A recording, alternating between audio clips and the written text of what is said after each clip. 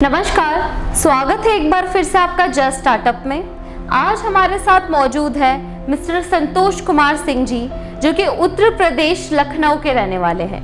तो जी हाँ, आज हम सर से जानेंगे कि किस तरीके से उन्होंने अपना सीएससी सेंटर स्टार्ट किया और उसको आज वो रन कर रहे हैं। तो ये इंटरव्यू काफ़ी इंटरेस्टिंग होने जा रहा है, तो इस वीडियो को अंत तक देखें।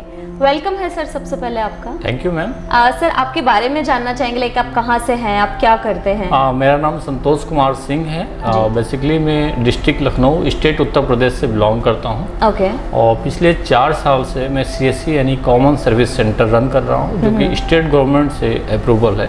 ओके जी। ओके, तो 4 इयर्स आपको हो 4 इयर्स मुझे हो गया। और इससे पहले मैं 18 इयर्स इंडस्ट्रियल एरिया में जॉब किया था मैंने। बेसिकली आफ्टर ग्रेजुएशन मैंने इंजीनियरिंग की थी, plastic engineering, and then 18 years मैंने वहाँ जॉब किया था। आफ्टर दैट मैं लखनऊ स्विच हुआ और लखनऊ आने के बाद मैंने कॉमन सर्विस सेंटर अपना रन स्टार्ट किया, जिसके लिए गवर्नमेंट से अप्रूवल लेना होता है। और गवर्नमेंट से अप्रूवल लेने के बाद मैं उसको वर्क कर रहा हूँ। आपने रन किया। तो लाइक सर आप पहले 18 इयर्स तक आप जॉब में थे एंड आफ्टर दैट आपने अपना बिजनेस स्टार्ट किया।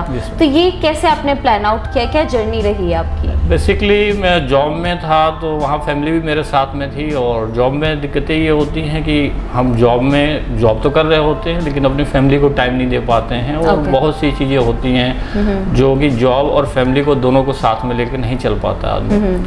और काफ़ी टाइम से मैं सोच रहा था कि बेसिकली कोई ऐसा मतलब वर्क स्टार्ट किया जाए या कोई बिजनेस किया जाए। देन लखनऊ आने के बाद मुझे सीएससी सेंटर के बारे में पता लगा और मेरे को लगा कि अच्छा काम है जिसको किया जा सकता है। तो मेरे एक जानने वाले थे, उनके माध्यम से मुझे इसके बारे में पता लगा और मैंने कॉमन सर्विस सेंटर जो है इसका अप्रूवल लिया गवर्नमेंट से। और फ्रॉम लास्ट 4 इयर्स से मैं इसको सक्सेसफुली रन कर रहा हूं। कॉमन सर्विस सेंटर में होता क्या है sir exactly? Basically common service centre is a B2C model, जो बिजनेस टू कस्टमर गवर्नमेंट की सर्विसेज होती हैं जो हमारे द्वारा प्रोवाइड की जाती हैं। लाइक दैट कि हम पैन कार्ड प्रोवाइड कराते हैं कस्टमर को, चाहे वो न्यू पैन कार्ड बनना हो या पैन कार्ड का करेक्शन हो, या किसी को जो स्कूलिंग वाले बच्चे हैं या जो जॉब सीकर हैं, जो जॉब के लिए ट्राई कर रहे हैं। तो उनके लिए रिक्वायरमेंट होती है इनकम सर्टिफिकेट की, कास्ट सर्टिफिकेट की या डोमिसाइल सर्टिफिकेट की। तो इस तरह के जो सर्टिफिकेट्स होते हैं वो गवर्नमेंट के द्वारा डायरेक्ट ना बन के वो सीएससी सेंटर के द्वारा ही बनाए जाते हैं। तो वो बेसिकली हम लोग प्रोवाइड करते हैं। आप लोग प्रोवाइड करते हैं? कस्टमर से डेटा लेकर के उसको हम लोग ऑनलाइन अप्लाई करते हैं और उसके द्वारा वो बन के आता है, वो बन के देता है, वो हम कस्टमर को प्रोवाइड कराते हैं। इसके अलावा भी कोई काम करते हैं सर? हाँ, बेसिकली सीएससी सेंटर में जो भी वर्क्स होते हैं वो तो हम करते ही हैं, साथ में और भी वर्क्स जो इससे रिलेटेड हैं ऑनलाइन, जैसे कि जनरल इंश्योरेंस हो गया, हेल्थ इंश्योरेंस हो गया, या फिर जो भी ऑनलाइन सर्विसेज जो गवर्नमेंट की आती हैं। लाइक दैट कोई बच्चा अगर फॉर्म फिलिंग करना चाहता है, उसको किसी तरह के हेल्प की, गाइडेंस की ज़रूरत है, तो उसको हम सपोर्ट करते हैं। वो आप करते हैं? जी, चाहे वो स्कूलिंग से फॉर्म भरना हो या फिर गवर्नमेंट रिलेटेड जॉब्स फॉर्म भरना हो, उसके लिए किसी प्रकार के सपोर्ट की ज़रूरत है तो वो हम उसको पूरी हेल्प करते हैं। ओके, तो लाइक इसकी क्या डिमांड है सर सीएससी की? लाइक हमने फर्स्ट टाइम सीएससी के बारे में सुना है और हम बेसिकली हम बात करते हैं जो आप सर्विसेज प्रोवाइड करें। लाइक आपने बोला पैन कार्ड आप बनाते हैं, उनके करेक्शंस आप करते हैं, इंश्योरेंस आपने बताया, तो ऑलमोस्ट ये सारी सर्विसेज हैं। इसके अलावा भी आप कोई सर्विसेज पे लाइक रिटर्न पे या इन पे काम करते हैं? बेसिकली जो मैंने सर्विसेज सीएससी के अंदर है, ये पहले सारी सर्विसेज जो कलेक्ट्रेट या कचहरी कह लीजिए आप, वहाँ से होती थी। कचहरी में एडवोकेट्स के माध्यम से होती थी, जो मतलब कस्टमर जब जाता था एडवोकेट्स के पास तो उसको काफ़ी वहाँ पर टाइम लगता था।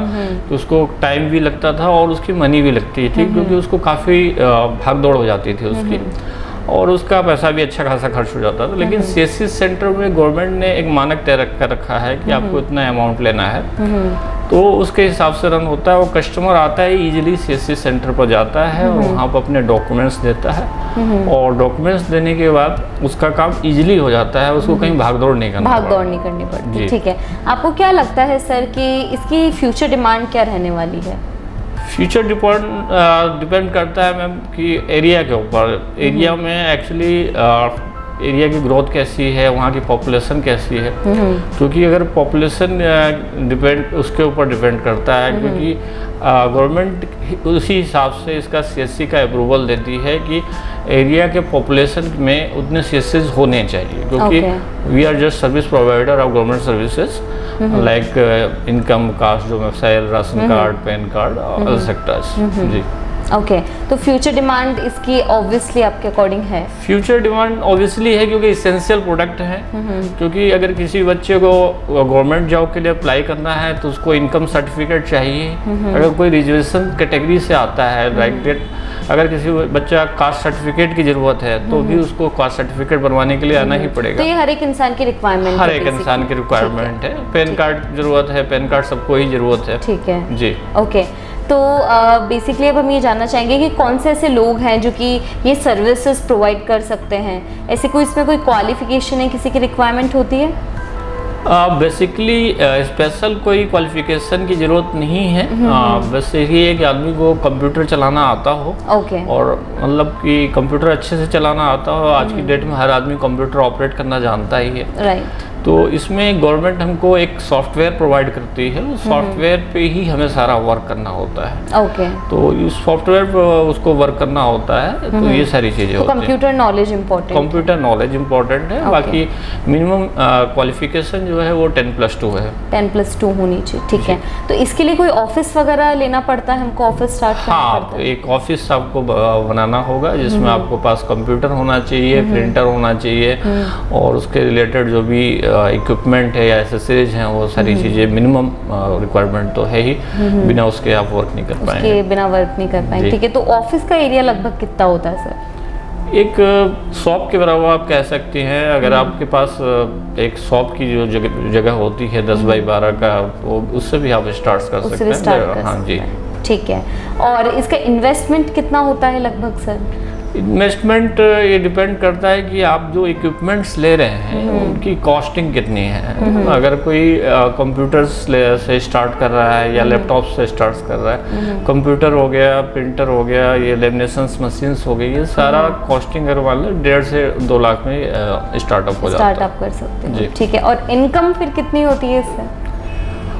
इनकम डिपेंड करता है टाइम के ऊपर। जैसे कि जब पेपर्स वगैरह होते हैं, जिस समय जॉब्स की निकलती हैं वैकेंसीज, तो उन बच्चों को ज़रूरत होती है अपने सर्टिफिकेट्स बनवाने की, तो उस समय पे इसकी डिमांड्स रहती है। और बेसिकली उसी तरह से जैसे पैन कार्ड तो हमेशा चलने वाली चीज़ है कि कभी पैन कार्ड फ्रेश बना रहा है कोई आदमी, न्यू पैन कार्ड 49A जो हम अप्लाई करते हैं। उसके अलावा करेक्शंस पैन कार्ड आए दिन होते रहते हैं, क्योंकि करेक्शन में भी कोई किसी ने बच्चे ने माइनर का बनवा रखा है तो उसको अपना अपडेट करवाना है, तो ऑब्वियसली वो सीएससी सेंटर्स के पास ही आएगा या जो पेन अपडेशन सेंटर है उनके पास जाएगा। Okay fine.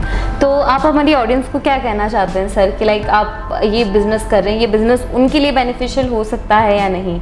तो आप ऑडियंस को क्या कहना चाहेंगे? हाँ, बेसिकली कॉमन सर्विस सेंटर एक अच्छा है स्टार्टअप के तौर पे। अगर कोई कंप्यूटर के रिलेटेड वर्क देखता है कि कंप्यूटर से रिलेटेड वर्क करना चाहता है तो कंप्यूटर से रिलेटेड किया जा सकता है। और डिपेंड करता है कि उस सर्किल में या उस स्टेट गवर्नमेंट में कौन सा सर्विस प्रोवाइडर है।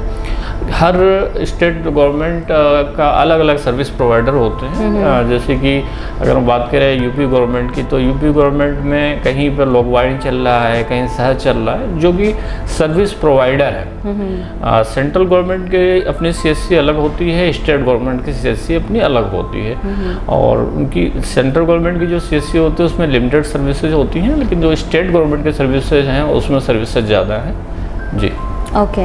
सो होपफुली आपको क्लियर हो चुका है कि किस तरीके से आप भी ये सर्विसेज अपने एरिया में प्रोवाइड करके और एज अपना बिजनेस स्टैब्लिश कर सकते हैं। तो अगर आपको या आपके किसी फ्रेंड को ये बिजनेस करना है या ऐसे आप किसी इंसान को जानते हैं जिनको ये वीडियो हेल्प कर सकता है, तो उन तक ये वीडियो ज़रूर पहुँचाएँ। जब तक आप मेरे इस चैनल जस्ट स्टार्टअप को सब्सक्राइब करें, और अगर आपका कोई सवाल है तो कॉमेंट सेक्शन में ज़रूर पूछें। Thank you so much.